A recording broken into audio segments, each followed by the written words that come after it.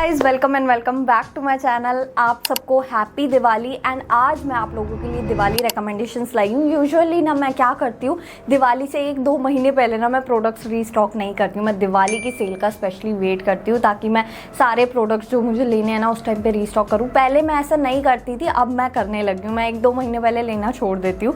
तो मैंने काफ़ी सारे ऐसे skin care, hair care, makeup, fragrances, बहुत सारी चीज़ें मंगाई है जो मुझे आप लोगों को दिखानी है ताकि आप लोगों को आइडिया लग जाए कि सेल के टाइम ऐसी क्या चीज़ें लेनी चाहिए जो कि आपके लिए बहुत अच्छी रहेंगी। मतलब बहुत वैसे महंगी मिलती हैं लेकिन इस टाइम पे बहुत सस्ती हो जाती है। तो चलो बिना किसी देरी के इस वीडियो को स्टार्ट करते हैं। इस वीडियो को मैंने 2 पार्ट्स में डिवाइड करा है क्योंकि एक में तो ये कवर नहीं हो सकते। सबसे पहले ये डॉट एंड की का टिंटेड सनस्क्रीन, मैं बता नहीं सकती उसकी इतनी सारी बॉटल्स मैंने खाली करी है। मैंने इतने सारे टिंटेड सनस्क्रीन, टिंटेड सिरम वगैरह सब ट्राई करे हैं लेकिन इस जैसी बात ना मुझे किसी में नहीं दिखती। वो हैवी कवरेज मिल जाती है बाकियों में, और इसको जब मैं लगाती हूँ सटल टाइप का, बिल्कुल नो मेकअप टाइप्स फील होती है। मतलब मेकअप तो मैं कहूँगी बहुत ना के बराबर इसमें टिंट है, और जब मैं रिमूव भी करती हूँ ना तब भी मैं नोटिस करती हूँ बहुत ना के बराबर टिंट निकलता है। वहीं पे मैं कोई टिंटेड सनस्क्रीन या टिंटेड सीरम वगैरह लगाती हूँ, इतना ज़्यादा मेकअप लगता है ऐसा, मतलब रिमूव करने के बाद जो रेजिड्यू रह जाता है ना उसमें। But it feels like a skin but better वाला फील जो अगर आपको चाहिए ना तो ये वाला सनस्क्रीन ट्राई करना बनता है। पहले मैं प्राइमर को बहुत हल्के में लेती थी लेकिन जब से मैंने ये एल्फ का प्राइमर ट्राई करा है ना, trust me it's a game changer product. जब भी मैं इसको लगाती हूँ मेरे को उस टाइम बहुत ऐसा लगता है चिप चिप टाइप का फील लगता है, बहुत ज़्यादा स्टिकी हो जाता है। लेकिन जब मैं इसको लगाती हूँ ना, लिटरली इसके ऊपर कुछ भी बेस प्रोडक्ट लगाओगे ना वो इतना अच्छे से सेटल होगा, लॉन्ग लास्टिंग बन जाएगा मेकअप, कुछ भी ऐसा पोर्स में नहीं जाएगा, एक ड्यूई बेस आपको मिल जाएगा बट ऐसा स्टिकी वाला नहीं। आपको शुरू में लगेगा लेकिन ऐसा होता नहीं है। बहुत प्यारा प्राइमर है, ये ट्राई कर देखो। मेकअप बहुत ज़्यादा लॉन्ग लास्टिंग बन जाता है इसको यूज़ करने के बाद। ये लिप कॉम्बो ना मैं हर जगह लगा के जाती हूँ और आजकल मुझे इतने कॉम्प्लीमेंट्स मिलने लगे हैं ना जब से मैंने ये इसको क्रैक करा है ना। लिटरली ये मेरा बहुत ज़्यादा फेवरेट लिप कॉम्बो है। सबसे पहले मैं ये स्विस ब्यूटी का लिप लाइनर यूज़ करती हूँ, देन ये लिप विप का फे ब्यूटी का है ना, लिप विप फे ब्यूटी का ये वाली लिपस्टिक जो कि शेड है सेफ बोर्ड, उसके ऊपर मैं टॉप करती हूँ ये कीरो का लिप ग्लॉस। और ये इतना प्यारा कॉम्बो निकल कर आता है, मतलब इससे सटल और इससे ग्लॉसी मैंने आज तक कुछ भी नहीं लगाया। मेरा फेवरेट लिप कॉम्बो बन चुका है और मतलब मुझे नहीं लगता ऐसे परफेक्ट लिप कॉम्बो एग्जिस्ट भी करता है। ऐसा होता है ना जब तुम्हें अपना अंडरटोन नहीं पता होता तुम गलत प्रोडक्ट लेते चले जाते हो। वैसे ही मेरे साथ हुआ सेटिंग पाउडर के मामले में। मैंने कभी पिंक लिया वो मेरे पे सूट ना करे, मैंने कभी येलो लिया वो मेरे पे सूट ना करे। मतलब मुझे लग रहा था कि बहुत ज़्यादा पिंकिश हो गया, या मतलब ऐसा होता है अंडरटोन अगर नहीं पता हो तो ये गड़बड़ होती है। तो मैंने एक सेफ साइड ऑप्शन ढूंढा जो कि वाइट ट्रांसलूसेंट लूज पाउडर। मैंने ये के ब्यूटी का लिया है। लेकिन होता क्या है ना, मैं इसको लगाती हूँ ना तो एकदम फेस मैटिफाई हो जाता है। मेरे फेस पे बहुत ऑयल आता है जो कि मुझे बिल्कुल नहीं पसंद कि मैंने कुछ भी लगाया, मेकअप स्पेसिफिकली जब भी मैं लगाती हूँ मेरा फेस बहुत ज़्यादा ऑयली लगता है। तो इसको लगाने के बाद एकदम मैटिफाई हो जाता है और बहुत टाइम तक मेकअप स्टे भी करता है। तो वो चीज़ मुझे इसकी बहुत अच्छी लगती है और मैं आगे भी इसको रीपरचेज करूँगी। ये भी मैंने रिसेंटली परचेज करा है। I don't know why nobody is talking about this Swiss beauty का foundation. I am in the shade 04 golden beige और ये मेरा इतना परफेक्ट शेड है ना, मुझे इसके आगे महंगे से महंगे फाउंडेशन फेड लगने लगे हैं क्योंकि जब से मैं इसको यूज़ करने लगी हूँ ना, मतलब मैं कहीं गेट टुगेदर में जाती हूँ तो ये एकदम डैमी मैट कवरेज प्रोवाइड करता है। ऐसा नहीं सुपर मैट हो जाए या सुपर ड्यूई हो जाए, वो चीज़ मुझे बहुत बॉदर करती है। ड्यूई ना हो, मैट ठीक है बट मैट भी इतना कि स्किन ड्राई ना लगे, ऐसा पैची वाला केकी टाइप ना लगे। तो वो ये मुझे परफेक्टली प्रोवाइड करता है। फुल कवरेज फाउंडेशन है, air brush finish full coverage है इसके अंदर और मुझे बहुत जो भी मुझे एक्सपेक्टेड होता है एक फाउंडेशन से वो उसमें मिल जाता है। ऑयली स्किन है ना, प्लीज़ ये ट्राई कर देखो। बहुत मतलब कोई फाउंडेशन पसंद ही नहीं आएगा इसके बाद। After makeup let's talk about body care and fragrances जो मैं हर बार रीस्टॉक करती हूँ और उनके अलावा मुझे कुछ पसंद ही नहीं आता। सबसे पहले ये टिप्सी ब्यूटी की मीरा कपूर का ये ब्रांड है और साथ में ना इसका कॉन्सेप्ट मुझे अच्छा लगा। उतना ज़्यादा लॉन्ग लास्टिंग और प्रोजेक्शन तो नहीं है लेकिन मैं करती क्या हूँ ना, बहुत अच्छे से इसको नरिश करके स्किन को फिर लगाती हूँ, उसके बाद प्रोजेक्शन भी अच्छी हो जाती है और लॉन्जिविटी भी अच्छी हो जाती है।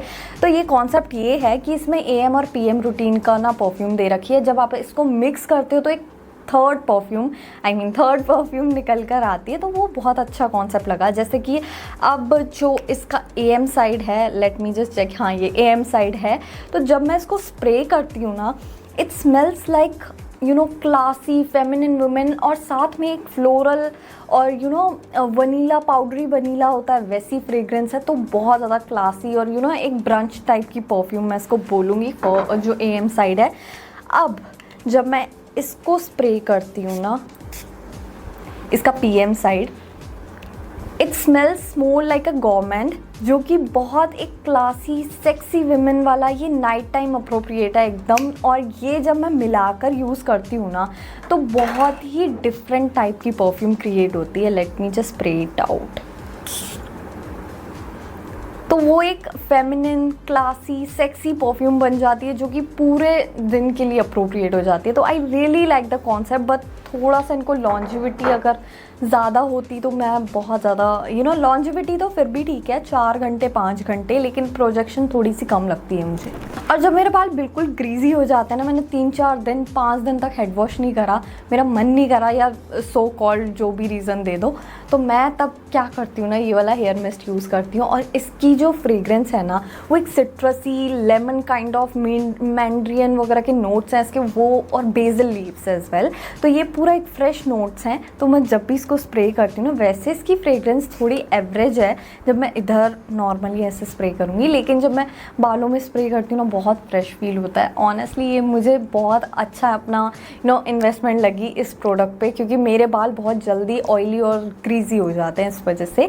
और नेक्स्ट जो है वो है स्किन बाय टाइटन न्यूड, और ये मतलब ना इतना ज़्यादा अलग ही फ्रेग्रेंस है। लॉन्जिविटी की बात करो, प्रोजेक्शन की बात करो, मतलब नेल करा है टाइटन में, इस टाइटन ने इस परफ्यूम में। मैं जब भी इसको लगाती हूँ मुझे इतने कॉम्प्लीमेंट्स मिलते हैं। इट रिटेल्स फॉर ₹1500 और समथिंग। ये वाली बॉटल इससे भी कम में भी आती है, 600 अप्रॉक्स, तो वो भी ट्राई कर देख सकते हो। लेकिन ये काफ़ी सोफेस्टिकेटेड, क्लासी विमेन वाली फ्रेग्रेंस है। जब मैं इसको लगाती हूँ मुझे बहुत कॉम्प्लीमेंट्स मिलते हैं इसको लगाने के बाद।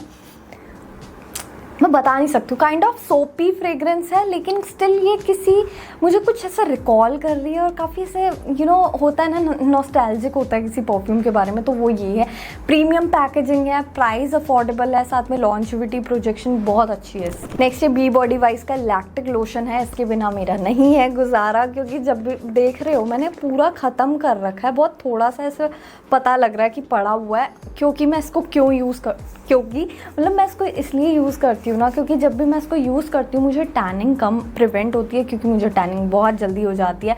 इनफैक्ट मैं अभी वर्कला भी गई थी, तब भी मुझे बहुत भर की टैनिंग हो गई थी। जब से मैं इसको यूज़ करने लगी हूँ ना, तो वो टैनिंग कम होती है, मुझे ऐसा लगता है। इसमें लैक्टिक एसिड है, जो कि कहीं ना कहीं ब्राइटनिंग एजेंट है, और वो आपका जितना भी टैनिंग है वो धीरे धीरे प्रिवेंट भी करता है, प्रोटेक्ट भी करता है, और साथ में रिमूव भी, लाइटन भी करता है। तो इस वजह से मैं डेली बेसिस पे लैक्टिक बेस्ड लोशन लगाती हूँ, तो मैं इसको भी रीस्टॉक करती रहती हूँ हर बार। उसके बाद अगर कोई चीज़ मैं रीस्टॉक करती रहती हूँ, वो कैमस्टैट प्ले का ये वाला बॉडी एक्सफोलिएटिंग बॉडी वॉश, और देख ही सकते हो अभी भी मेरे पे फुल पैक्ड पड़ा है, और ये वाला ख़त्म हो रखा है, इस वजह से मैंने मंगा रखा है। तो ये मैं वीक में 1 से 2 बारी तो लगाती हूँ। मतलब ये बॉडी को एक्सफोलिएट करता है, पिगमेंटेशन अगर इशू है, टैनिंग इशू है, तो वो सब रिमूव होता चला जाता है, और प्रिवेंट भी होता चला जाता है, एक्सफोलिएट भी करता है। मैंने खुद भी नोटिस करा है, कहीं ना कहीं मेरी टैनिंग ना कम होने लगी है, मतलब काफ़ी कम हो गई है। पहले तो बहुत ज़्यादा हो रही थी, तो मैं ये वाला बॉडी लोशन इसलिए क्या हो रहा है आज, मतलब मेरा ये बॉडी वॉश इतना ज़्यादा फेवरेट है कि इसके अलावा मुझे कुछ पसंद नहीं आता। मैं लगातार इसको रीस्टॉक करती रहती हूँ। तो इसके अंदर लैक्टिक एसिड है, 4% सैलिसिलिक एसिड है, और विटामिन ई है, ब्राइटनिंग एजेंट भी है, एक्सफोलिएटिंग एजेंट भी है, अगेन एक नरिशिंग एजेंट भी है। तो ये कंप्लीट पैकेज है in a bottle. So let's talk about थोड़े बहुत hair care and skin care, जिसमें सबसे पहले फॉक्सटेल का क्लेंजर, जो कि डुअल क्लेंजर है। ऐसे मैं मेकअप भी रिमूव कर लेती हूँ, क्योंकि मेरे डर्मैट ने मुझे स्पेसिफिकली मना करा है कोई भी फेस पे ऑयल नहीं लगाना, वरना एक्ने बढ़ जाएंगे। तो इसलिए मैं ये वाला ना कोई भी अब ऑयल बेस्ड क्लेंजर ना यूज़ करके ये फॉक्सटेल का क्लेंजर यूज़ करती हूँ। अच्छे से जेंटली मेरा मेकअप रिमूव हो जाता है, इतना जेंटल क्लेंजर है। यूजुअली मुझे फॉक्सटेल के प्रोडक्ट्स उतने नहीं पसंद, यू नो इट, बट ये वाला इनका क्लेंजर सच में बहुत अच्छा लगता है। मतलब बहुत जेंटल है स्किन पे और बहुत अच्छे से मेकअप भी रिमूव कर देता है। एंड नेक्स्ट वॉश में मैं अपना फेस भी क्लेंस कर लेती हूँ। तो ये बॉडी वॉश की बात हो गई। एंड नेक्स्ट जो हेयर केयर में मुझे पसंद आ रहा है करेंटली वो है ये ड्राई शैम्पू, जो कि मैं ख़त्म कर चुकी हूँ। जब भी मेरे बाल बहुत ज़्यादा ग्रीजी हो जाते हैं ना, मैं इसको एक बार ही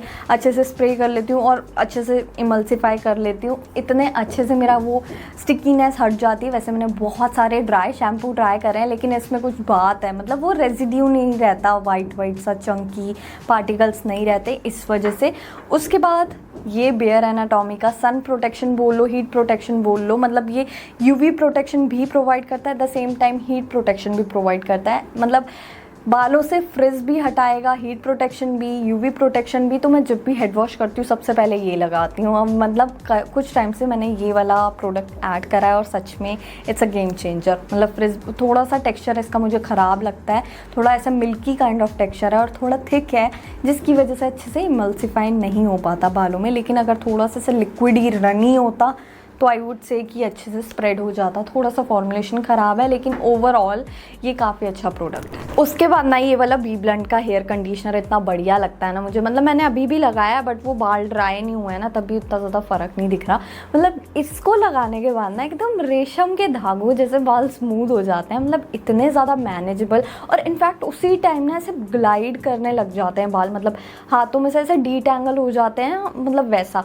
बट ये ना, मैं सही बताऊँ, मैं किसी ओकेजन वगैरह पे ही लगाती हूँ, क्योंकि इसके अंदर कैरेटिन है। अगेन कहीं ना कहीं बालों को डैमेज करता है ओवर द टाइम। अगर आप वीक में 1-2 बारी लगा लोगे, वीक में 1 बारी भी नहीं, महीने में 1 बारी, 15 दिन में 1 बारी, वो इनफ है। लेकिन ये इतना तगड़ा वाला कंडीशनर है ना, मैं क्या बताऊँ। मैं जब भी इसको लगाती हूँ और किसी गेट टुगेदर में जाती हूँ, मेरे बाल ऐसे लगता है मैं अब भी किसी कैरेटिन ट्रीटमेंट या कोई हेयर स्पा या स्मूथनिंग वगैरह का ट्रीटमेंट लेकर आई हूँ। इतना ज़्यादा पसंद है मुझे ये वाला कंडीशनर। इस बारी मैंने ना ये वाला हेयर ग्रोथ सीरम रीस्टॉक करा है और इसके बहुत सारे पैकेज मैंने रखे हुए हैं अभी भी। मतलब मैं लगाती रहती हूँ लगातार, हर दिन। मैं कोई भी दिन ऐसा नहीं मिस करती हूँ जिसमें मैंने हेयर ग्रोथ सीरम लगाया ही ना हो। तो मैं उनमें से ये वाला है विश केयर का, जिसमें रिडेंसिल, एनागाइन, प्रोकेपाइल और ऐसे सभी इंग्रेडिएंट्स हैं।